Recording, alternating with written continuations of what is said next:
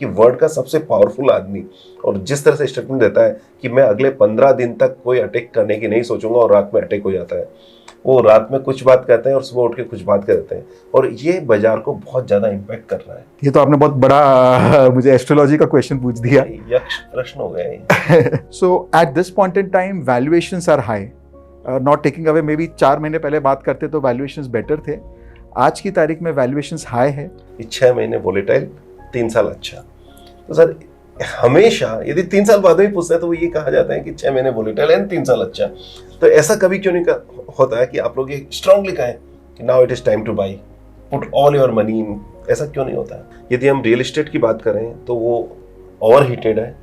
यदि हम बात करते हैं गोल्ड और सिल्वर की तो वो भी काफी ओवर हीटेड है। तो बाजार तो एक ही बचता है कि स्टॉक मार्केट में यदि हम बात कर रहे हैं तो आज 25,000 के आसपास, हम 25,000 से ऊपर हैं, 26,000 के आसपास यानी 26,200 के आसपास टॉप था।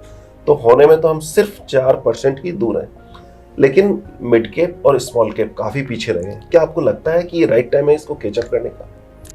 यहाँ एक बात और करना चाहूंगा आपके साथ कि इस समय हम काफी देख रहे हैं कि आईपीओ खूब आ रहे हैं। हाँ जी। ऑफर फॉर सेल खूब आ रहे हैं। हाँ जी। और मैनेजमेंट अपना स्टैक बेच रही है। हाँ कहीं जी। ऐसा इंडिकेशन तो नहीं है कि मार्केट टॉप पर है या मैनेजमेंट को अपनी खुद की कंपनीज की वैल्यूएशन हाई दिख रही है तो एग्जिट रूट यूज कर रही है। Correct. और कुछ केसेस में तो हमने ये देखा मैनेजमेंट में एग्जिट किया उसके बाद भी शेयर के भाव बढ़ रहे हैं। करेक्ट। तो क्या रीजन है? इसको आप किस तरह से देखते हैं? क्या ये सप्लाई, एक्स्ट्रा सप्लाई तो नहीं है मार्केट के पॉइंट ऑफ व्यू से? जब मैंने करियर स्टार्ट किया था तो सेंसेक्स 400 था।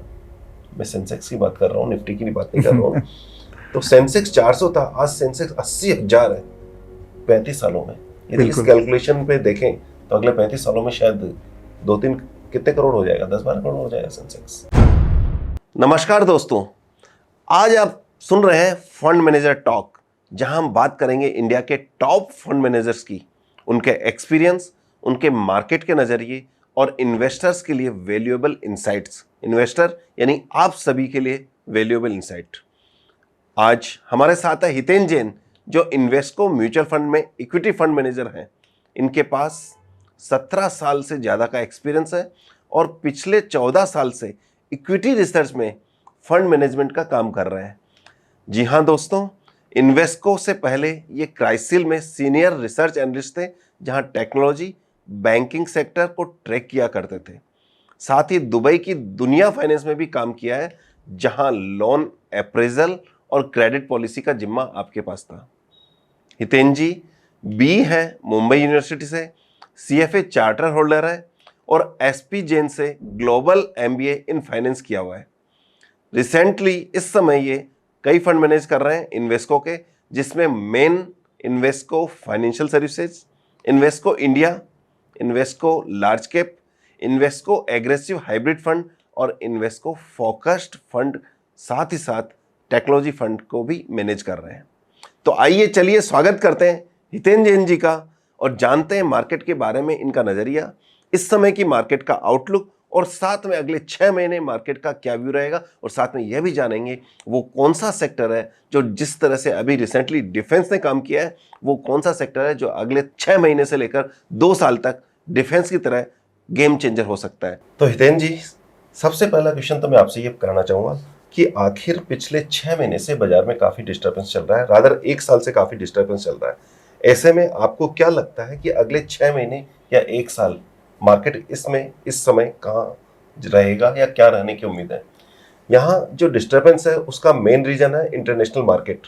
हमारे लोकल प्रॉब्लम तो कम है, लेकिन इंटरनेशनल मार्केट ज़्यादा है। तो आप इन इंटरनेशनल टर्म्स को आप क्या समझते हैं कि किस तरफ लेके जाएगा ये अगले 6 महीने के लिए स्टॉक मार्केट को? श्योर पंकज जी, तो आपने सही कहा कि हमारी जो डोमेस्टिक सिचुएशन है, macro situation, that is quite strong. हम किसी भी एंगल से अगर वो देखें, be it current account deficit, be it account fiscal prudence, there we have done a great job. And even in terms of inflation management, हमारी central bank एक ऐसी बैंक है जो काफ़ी कंजर्वेटिव रही। Even during COVID they were very cautious in the way they were managing that kind of stress also, and which is where आज की तारीख में हमें इन्फ्लेशन की वरी नहीं है। एट द सेम टाइम, जैसा कि मैंने आपको बताया, even government did not, central government did not go did not lose its fiscal prudence, which is where they maintained their fiscal discipline, and which is where आज की तारीख में हमारी macro situations काफ़ी strong है. And at the same time अगर हम देखें हमारी credit cycle, so कोई भी economy के लिए उसकी credit situation बहुत important है. So हम at this point in time we are in a very strong credit cycle. और ये कहीं ना कहीं हिस्ट्री बताता है कि ये साइकिल्स इनवेरिएबली प्ले आउट होती है. For example 2010 to 2020 we went through a very bad credit cycle. उस वक्त हमारे न्यूज़ फ्लोस में ये चलता था कि ये एनपीए हो गया, ये कंट्री छोड़ के चले गए, ये कंपनी स्ट्रेस में है, बैंक्स एनपीए नहीं दिखा रहा है. जब उस वक्त रघुराम राजन जी आए और उन्होंने कहा बैंक्स आए और एनपीए दिखाए.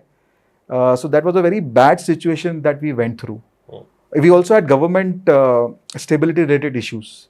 Once Modi came, where we had a strong majority in the form of BJP government, uske baad we went through many issues like demonetization, GST implementation, NBFC crisis.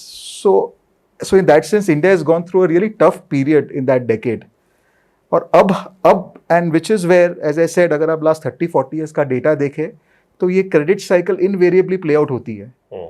सो आज की तारीख में हम एक पॉजिटिव क्रेडिट साइकिल में है जहाँ हमें ये स्ट्रेस नहीं है कि एनपीएस कहाँ हो रहे हैं, बट हमारी आज की तारीख में जो न्यूज़पेपर में चर्चा होती है वो होती है ग्रोथ कम हो रहा है, ग्रोथ एक्सेलरेट नहीं हो पा रहा है. That is the concern that we talk about today.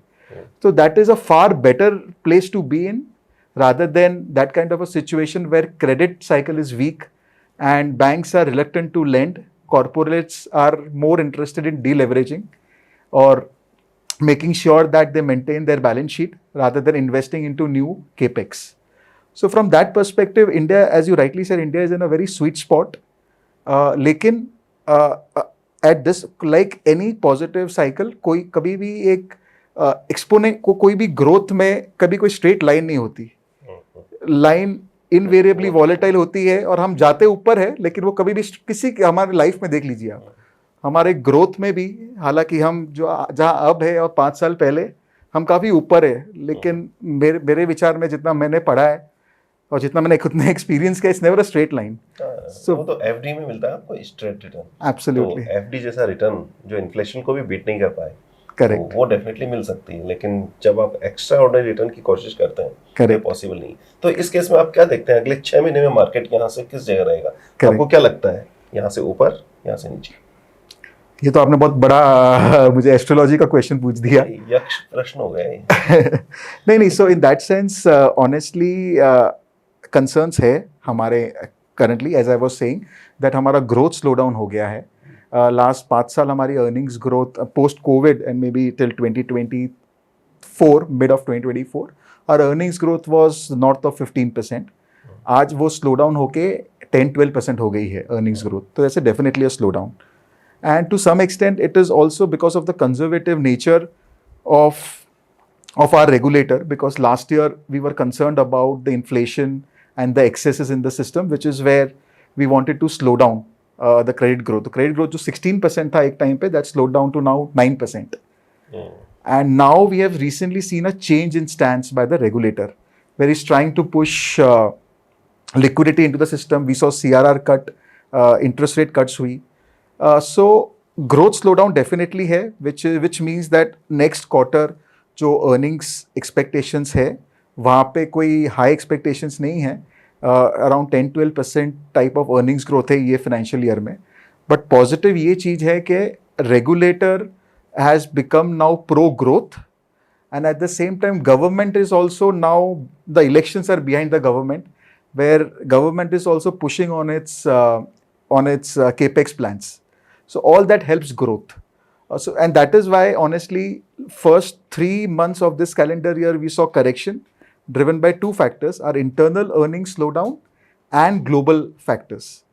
But जैसे ही global factors थोड़े recede होने लगे, हमारी markets, Indian markets have bounced back very strongly. So at this point in time, valuations are high. Not taking away, maybe 4 महीने पहले बात करते तो valuations better थे. आज की तारीख में वैल्यूएशंस हाई है. इस समय सेंसेक्स और निफ्टी का अर्निंग क्या है और उसका क्या पीवी रेशियो में इस समय ट्रेड कर रहा है? Correct. So as I said कि अर्निंग्स एक्सपेक्टेशंस हो गया है अभी 10-12% निफ्टी का अगर मैं देखूँ, और जो वैल्यूएशन मल्टीपल है it is closer to 1 standard deviation above average, long term average से it must be closer to 22 times. So from that perspective, और अभी भी जैसा मैंने बताया आपको कि अर्निंग स्लो डाउन एक्सपेक्टेड है जिस तरह से सिचुएशन है. तो लेकिन एज आई सेड कि रेगुलेटर गवर्नमेंट दोनों पुश कर रहे हैं कि अर्निंग्स इंप्रूव हो यहाँ से, which is where markets have also rebounded. हालांकि अर्निंग स्लो डाउन है लेकिन वैल्यूएशंस तो अभी भी ऊपर ही है अंडर दिस. तो अभी जैसे इंटरेस्ट रेट कम हुई है, हाँ जी, तो ये भी तो अर्निंग ग्रोथ में बढ़ाएगी ना?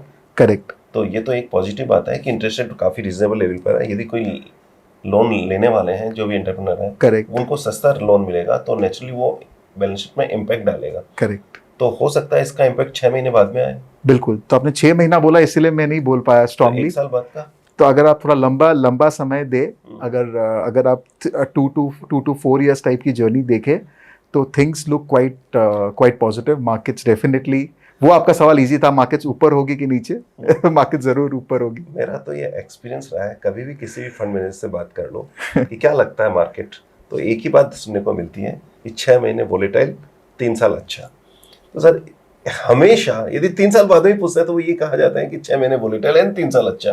तो ऐसा कभी क्यों नहीं होता है कि आप लोग ये स्ट्रांगली कहें कि now it is time two by, put all your money in? ऐसा क्यों नहीं होता है? करेक्ट. नहीं, वैसा होता है, ऐसा नहीं है, वैसा नहीं होता है सिचुएशंस. पर हम मे बी हमारा वो जॉब प्रोफाइल ऐसा है जहाँ पे हमें हर रिस्क को इवेल्युएट करना होता है, which is where we try to take always a balanced approach. But I will not agree कि ऐसा कभी व्यू नहीं होता कि वहाँ पे हम अग्रेसिव इक्विटी कॉल देते हैं. अच्छा, ऐसा होता है. बाकी 80-90% केसेस में मैंने तो यही सुना है, जबकि हम कई बार कॉल लेते हैं कि market now it is very near to bottom, very near 10% near to bottom या 10% नियर टू टॉप, लेकिन आप लोगों के मुंह से नहीं समझते.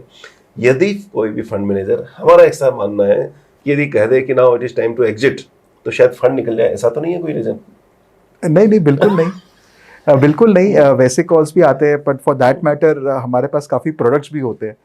तो as a fund manager we will never be reluctant to say that relative value is better placed in XYZ product over an ABC product.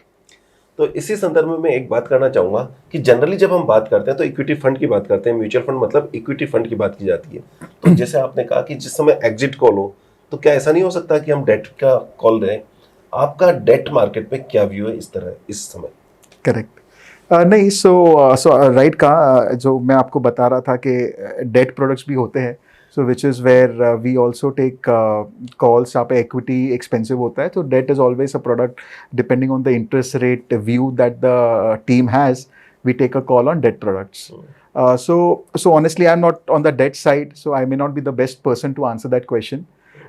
But even on the debt side, given that interest rates have already we are in a ample liquidity environment and rate cuts have happened. So from that perspective, जो expected था, the best is behind. अभी यहाँ से RBI ने भी एक neutral stance ले लिया है. So from that perspective, I think that the best is behind, because यहाँ से अभी inflation trajectory पे depend करेगा. तो जो आप कह रहे हैं कि इंटरेस्ट रेट अपने बॉटम साइकिल के आसपास है, हो सकता है यहाँ से न बढ़े, पर गिरने के भी चांसेस कम है. मतलब कि हो सकता है स्टेगनेंट रहेगा. जहाँ इंटरेस्ट रेट अपने बॉटम के आसपास है, बैंक एफडी में 6% रिटर्न मिल रहा है. यदि हम रियल इस्टेट की बात करें तो वो ओवर हीटेड है. यदि हम बात करते हैं गोल्ड और सिल्वर की, तो वो भी काफ़ी ओवर हीटेड है. तो बाजार तो एक ही बचता है कि स्टॉक मार्केट में यदि हम बात कर रहे हैं तो आज 25,000 के आसपास, हम 25,000 से ऊपर हैं, 26,000 के आसपास, यानी 26,200 के आसपास टॉप था. तो होने में तो हम सिर्फ 4% ही दूर हैं, लेकिन मिड कैप और स्मॉल कैप काफ़ी पीछे रहे हैं. क्या आपको लगता है कि ये राइट टाइम है इसको कैचअप करने का? नहीं, वाइल आप अगर पीक से देखें तो नीचे है, बट एब्सोल्यूट अगर वैल्यूएशंस देखें तो वो इनफैक्ट हाई है. It is closer to standard deviation above average. And at the same time, as I said, at least for the next 1 year, earnings momentum will take time to come back because of the actions that the government is taking. So from that perspective, मैं ये agree नहीं करूँगा कि mid and small cap काफ़ी cheap है compared to large caps. They are expensive. But at the same time, हमें एक चीज़ ध्यान रखनी होगी कि कोई भी कंट्री जब एक पॉजिटिव इकोनॉमिक साइकिल में होता है, तो उस पीरियड में जनरली जब स्ट्रॉन्ग ग्रोथ होता है तो mid and small cap invariably do well, and which is where हमें एक शॉर्ट टर्म छोड़ के अगर हम थोड़ा लंबा व्यू ले कि भाई we are in a positive cycle, so उसमें one should be constructive mid and small cap because valuation is high, which is where a person can go gradual SIP, जैसे जिस तरह से सिप एक प्रोडक्ट है एकदम सिंप्लीफाइड प्रोडक्ट, वो एक अच्छा ऑप्शन है to take care of mid and small caps at this point in. दूसरी तरफ यदि हम बात करते हैं क्रूड ऑयल की, क्रूड ऑयल मुझे याद है कि जब भी कभी पहले वॉर की कंडीशन होती थी क्रूड ऑयल 140 चला जाता था, इस बार बड़ी मुश्किल से 80 तक पहुंचा है। इसका क्या रीजन है? और फिर 70 की तरफ आ रहा है, तो क्या क्रूड ऑयल की डिमांड वर्ल्ड में कम हो रही है या अल्टरनेटिव सोर्स में जा रहा है वर्ल्ड, करेक्ट, या फिर सप्लाई, या फिर बाजार इतना सा कॉन्फिडेंट था कि नहीं ये वॉर है लेकिन अल्टीमेटली सेटल हो जाएगा? क्या चीज को प्राइस इन कर रखा था और क्या कारण है कि क्रूड ऊपर नहीं जा रहा है? और आपको क्या लगता है कि इस जगह से क्रूड आगे किस तरफ जाता हुआ लगता है? करेक्ट, नहीं नहीं, a good question and this is definitely a change from the past. अगर आप 1970s में वो गल्फ वॉर और वो सब देखे तो crude had actually gone up 2 times और 3 times, but this time around it moved to that extent only. नहीं, तो इसके 3-4 रीज़न है। एक तो है कि वर्ल्ड ने काफ़ी डाइवर्सिफाई कर लिया है उनका oil, the way they source oil. For example OPEC countries, oil petroleum exporting countries जो मिडल ईस्ट में है, that contributes today approximately, if I'm not wrong, around 30% to the total oil. They used to contribute 50% earlier. Okay. So this is the diversification. From the last cycle, many countries have diversified. US shale gas oil production काफ़ी बढ़ गया है, that has helped diversification. और आपने जो alternate fuels की बात की वो भी बिल्कुल सही बात कही. China is the biggest consumer of oil, and today 50% of its vehicles are EV. जो इलेक्ट्रिसिटी पे चलते हैं। सो डेफिनेटली ऑल्टरनेट फ्यूल्स का काफ़ी स्ट्रॉन्ग पुश है जहाँ पे reliance on crude is reducing, and at the same time because ये since Russia Ukraine and all that the countries have invested big time in the storage facilities, so which is where जो ये near term volatility होता है वहाँ पे they are able to offset thanks to their investments in storage. And that is why, for all these reasons, crude no longer has been in a very tight band, despite all those geopolitical situations.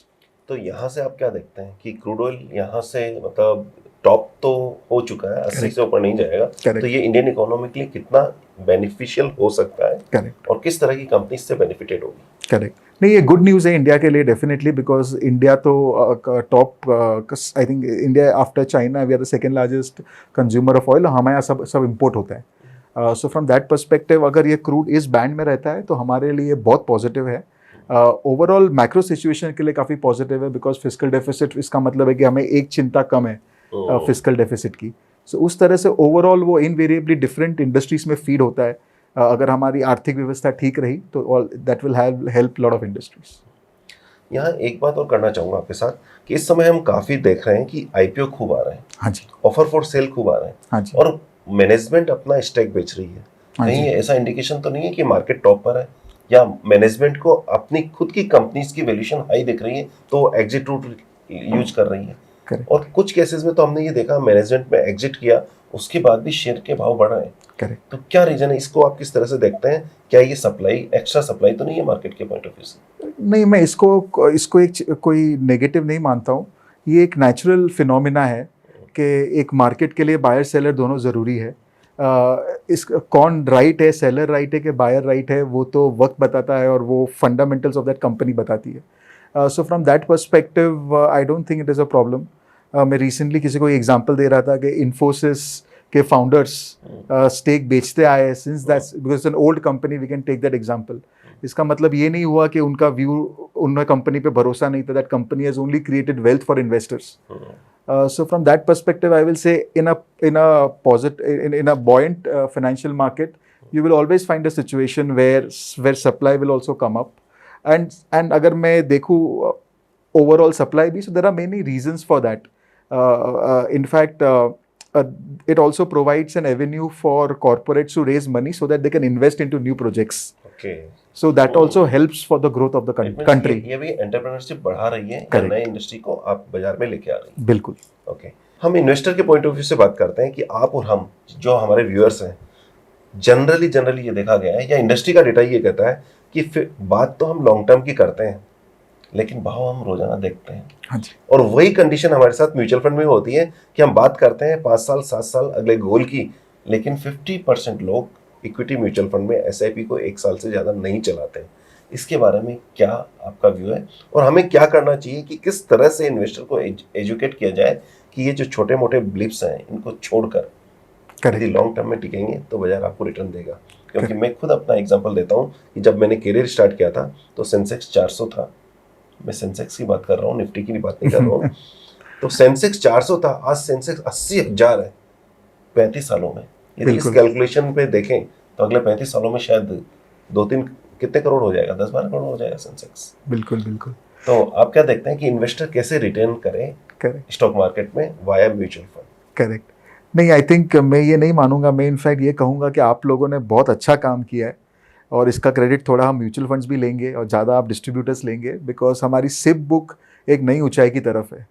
और ये ऐसा नहीं है कि खाली in fact even in a week last 5 years में ऐसे periods भी आए हैं जहाँ पे मार्केट्स वीक थी, पर उस वक्त भी सिप बुक कम नहीं हुई, वो बढ़ती गई है।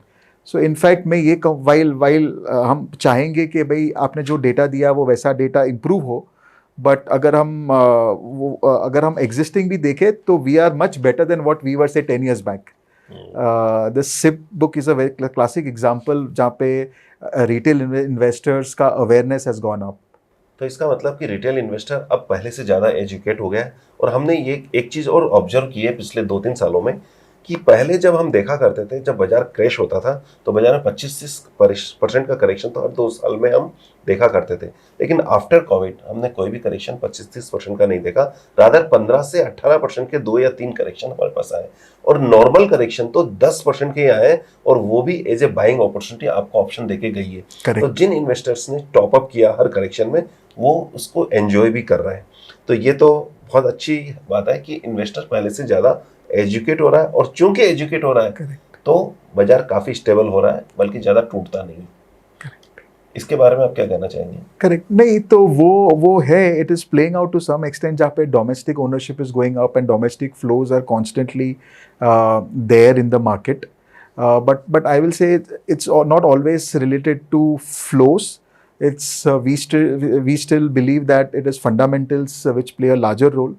Flows short term में आपको help या फिर आपको आपके valuations को disturb कर सकते हैं, but honestly over the medium term it's definitely the fundamentals of the country and the company which decides how long that rally can continue. हाँ, यदि जब आप इसकी बात कर रहे हैं तो कंपनी एज ए कंपनी यदि हम इंडिया को लें तो इसमें कौन सा सेक्टर आपको लगता है कि अगले 2-3 साल के लिए एक्स्ट्रा ऑर्डिनरी रिटर्न दे सकता है, जैसा कि रिसेंट केसेस में कई सेक्टर्स ने, डिफेंस ने दिया या इसी तरह के सेक्टर्स ने दिया? करेक्ट। तो हमें तो बस वो 1-2 सेक्टर बता दीजिए आप जो हमारे इन्वेस्टर्स के लिए काफ़ी यूजफुल हो जाए, जिस पर आप पॉजिटिव व्यू रखते हैं। श्योर। नहीं, जैसे मैंने आपको स्टार्ट में बताया कि one of the concerns that markets have is valuations. Overall valuations काफ़ी हाई है, so within that we have to look for sectors where we have better margin of safety in terms of valuations, और earnings growth में भी एक potential हो कि accelerate हो सके। So at this point in time एक financial sector हमें काफ़ी interesting लगता है, क्योंकि ये एक sector ऐसा है जहाँ पे अभी भी valuations at a discount है versus its long term history, and at the same time there are reasons to believe कि यहाँ से growth pickup हो सकता है। And at the same time financial sector अभी खाली बैंक्स, PSU बैंक्स या प्राइवेट बैंक जैसा नहीं रहा, फाइनेंशियल सेक्टर काफ़ी वाइड हो चुका है। So within financial sector also we have a large portion in terms of non lending NBFCs, जहाँ आप और मैं बिलोंग करते हैं। और थैंक्स टू द डिजिटाइजेशन जो हुआ है कंट्री में, हम लास्ट 5 years में जो ग्रोथ देख रहे हैं, so I think that growth also one should be interested in capturing through the financial sector. So all in all, financial sector is one sector where we have value and growth. So which is the best place to be in. Financial sector की आप बात कर रहे हैं तो as an Invesco fund manager, आप Invesco की fund management की स्टाइल क्या है? वो क्या ग्रोथ बेस्ड है, वैल्यू बेस्ड है, या गार जिसे ग्रोथ एट रीजनेबल प्राइस? आप लोग किस स्टाइल को फॉलो करते हैं? ये जानना हमारे लिए इसलिए भी ज़रूरी है क्योंकि हमारे इन्वेस्टर्स जब भी इन्वेस्टमेंट करते हैं हर स्टाइल को फॉलो करते हैं। हम चाहते हैं कि हमारा स्टाइल डाइवर्सिफिकेशन भी हो। Correct. तो हम उसी पॉइंट ऑफ व्यू से जानना चाहते हैं कि इन्वेस्टको की स्टाइल क्या है। सो इन्वेस्टको एक स्ट्रॉन्ग इन्वेस्टमेंट प्रोसेस फॉलो करता है, जो और वो process has stood time and people since Invesco's inception. ये प्रोसेस एकदम कांस्टेंट रहा है, भले लोग आए या गए, ये प्रोसेस ऐसा ही रहा है। और this process has helped us across market cycles.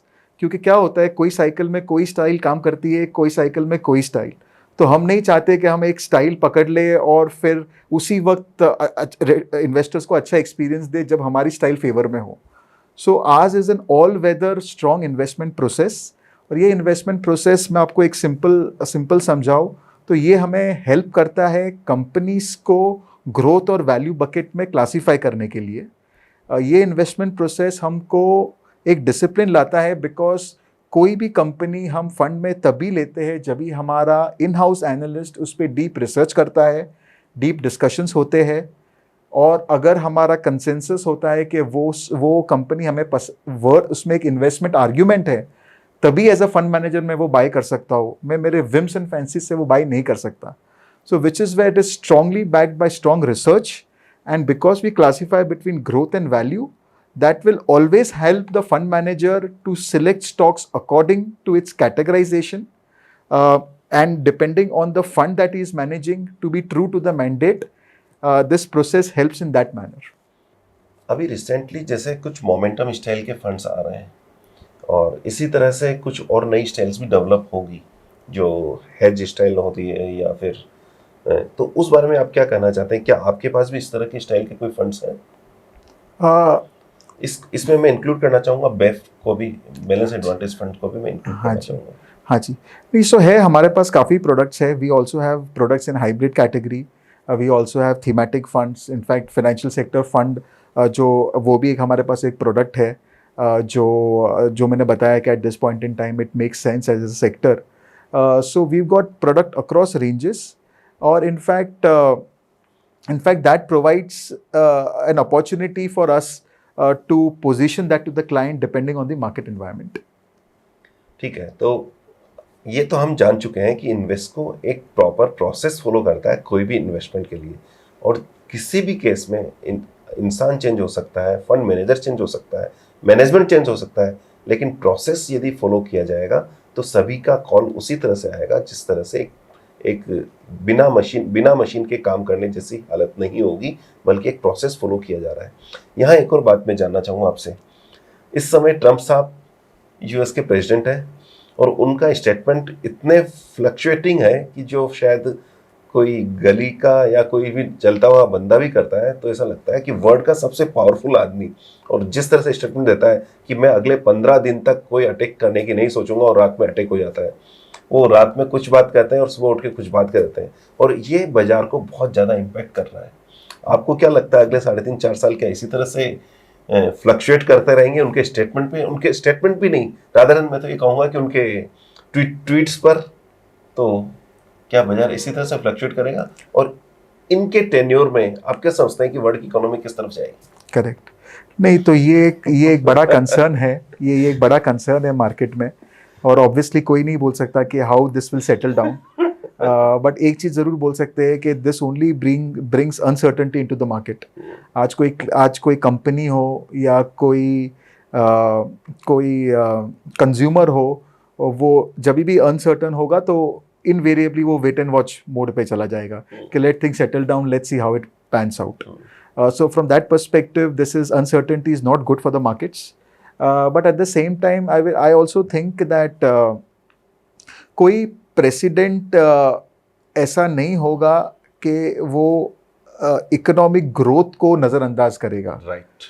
So at this point in time उनकी प्रायोरिटी ये है कि जो ट्रेड इम्बैलेंसेस हुए हैं उसे कुछ हद तक बैलेंस करे।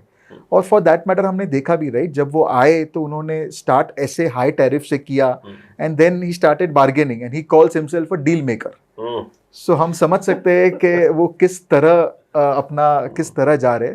सो from that perspective, while I don't know what is going in his mind, but if I have to take a bet, I will think that I think maybe after 6 months or 12 months, we'll start hearing from Mr. Trump some policies which is favorable for the US economy. And if it is good for the US economy, it will also be good for the world economy at large. So from that perspective, I think so. हमारे यहाँ एक हमारा IT sector है जो direct play on right on US है, because उनका almost 80-90% US UK Europe से आता है revenues.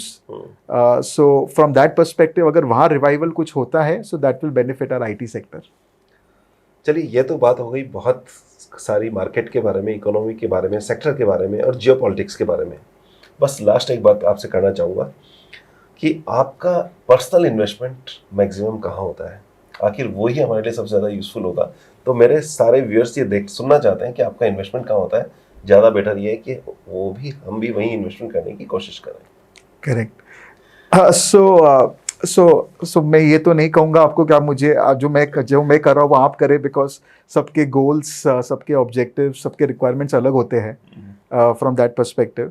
So at this point in time, so I personally tend to be slightly value oriented. So 2 साल से मैं फाइनेंशियल सर्विसेज में इन्वेस्ट कर रहा था और अभी भी कर रहा हूँ. And at the same time, because of this SEBI regulation, in fact, that in hindsight, that regulation has been good because वो हमें एक constant investing habit में हमें डाल दिया. So in fact, मैं वो habit continue करके उल्टा ज़्यादा कर रहा हूँ. So मैं मेरे खुद के फंड्स में ही जो मैं मैनेज करता हूँ उसी में SIP फॉर्मेट में मैं कंटिन्यू कर रहा हूँ. सेबी क्या कहती है, कितने % आपका इन्वेस्टमेंट इन्वेस्को में होना चाहिए? क्या इन्वेस्को के बाहर भी आप इन्वेस्टमेंट कर सकते हैं? हाँ जी, तो इन्वेस्को के बाहर बिल्कुल कर सकते हैं, बट मैंडेटरी है कि हम हमारे फंड में skin in the game circular के तहत 20% of our salary goes into funds that we are managing. अभी कुछ चेंज इन रेगुलेशन हुआ है जहाँ पे वो 20% हैज बिकम कुछ एक फॉर्मूला है जहाँ पे 16 to 18% कुछ होता है, बट और वो 3 साल के लिए लॉक इन होता है. So I think from that perspective, that is the and Invesco के बाहर बिल्कुल कर सकते हैं. तो यहाँ एक बात तो हमारी फाइनल हो गई कि 15 से 20% फंड मैनेजर का पैसा भी उसी स्कीम में होता है जिस स्कीम को वो मैनेज कर रहे होते हैं. हाँ जी. तो इसका मतलब स्किन इन द गेम है.